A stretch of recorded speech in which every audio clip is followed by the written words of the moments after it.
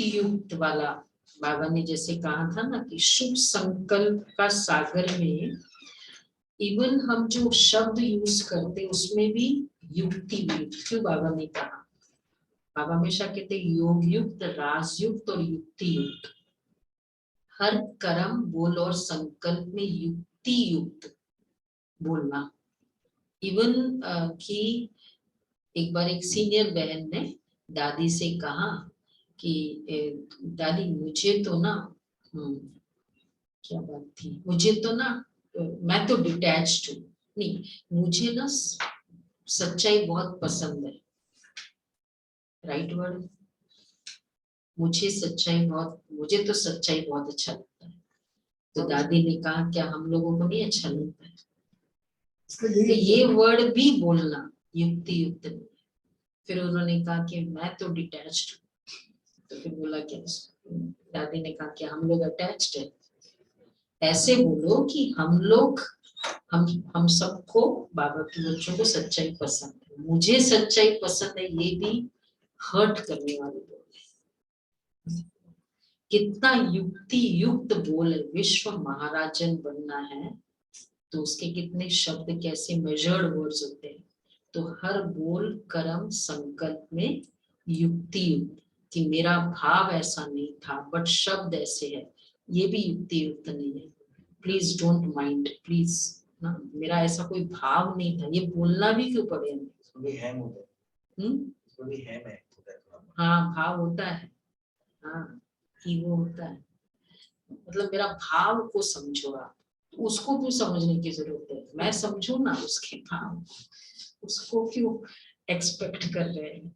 तो इसलिए एक तो युक्ति युक्त रहना, और उसमें फिर दूसरा है मेरा शब्द दूसरों को हर्ट करे तो वो मेरे लिए एक एरोस है, क्योंकि वो मेरे लिए संकल्प चलाएगा और वो हमको योग में, कभी कभी हम कहते हैं ना पता नहीं योग में क्यों वो याद आता है, क्योंकि मेरे शब्द वो आत्मा मेरे लिए बहुत संकल्प चलाएगी, तो वो हिसाब किताब तो बना। और दूसरा है अन्य की विशेषता, शब्दों में युक्ति युक्त बोल कर्म सबकी बातें, लेकिन अन्य की विशेषता डिग्निटी को फील करते हुए शब्द रखना और एक्शन। मतलब ठीक है ये विशेषता नहीं है, लेकिन और भी विशेषता है उस आत्मा की, ये इसमें नहीं है तो ठीक है उसके लिए, लेकिन डिग्निटी को करते हुए वो शब्द रखो। डिग्निटी ऐसा सोल है, वो सारथी है, तो उसके साथ गुण है, वो उसकी डिग्निटी है, तो उसको समझते हुए शब्दों को रखना। और संस्कार को, आत्मा के संस्कार उसको भी महसूस करना कि नहीं है उसमें वो संस्कार है ही नहीं, पर उसको एक्टिवेट कराना है वो संस्कार। तो इसलिए युक्ति युक्त शब्द मेजर्ड भी हो, समझदार भी हो, लेकिन एट द सेम टाइम भावना श्रेष्ठ वाली, कुछ सागर बनना है ना, शुभ संकल्पों का सागर।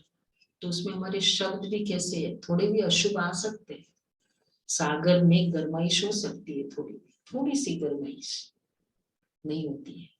तो ये वाला तो आज का होमवर्क है, देखो हर कर्म में युक्ति युक्त, उसकी पूरी डिग्निटी रिस्पेक्ट को मेंटेन करना बहुत जरूरी है।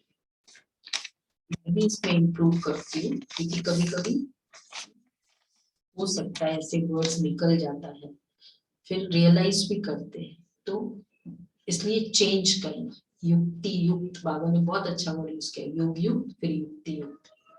मैं सारथी, और ये वाला तो हम कर ही रहे हैं, ये बहुत अच्छा करना है ये प्रैक्टिस। जैसे बाबा की सकाश सारा समय चली रही है मेरे ऊपर, ऐसा सारथी, तो मिनिमम 15 टाइम्स है, भाव बढ़ा दिया 12 भाव थोड़ा 15 तारीख है, तो हर घंटे वाला तो है ही है, लेकिन बहुत सारथी और ओनली बाबा की सकाश नहीं, क्योंकि ये सकाश का फिर कल होमवर्क बहुत अच्छा रहेगा ये वाला, इसलिए ये। और बाबा, हाँ ये एक बाबा का आह्वान है हर कमरे में, आप ये ट्राई करना, जहां भी आप बैठे हो ना पहले बाबा को बिठा दो, और बाबा उस कमरे में जैसे बैठे और प्रकाश दे रहे। तो ये फीलिंग का स्टार्ट करें आज से, तो फिर कल हम इसका गहराई समझेंगे उसको। तो ये होमवर्क है, छोटे छोटे होमवर्क है।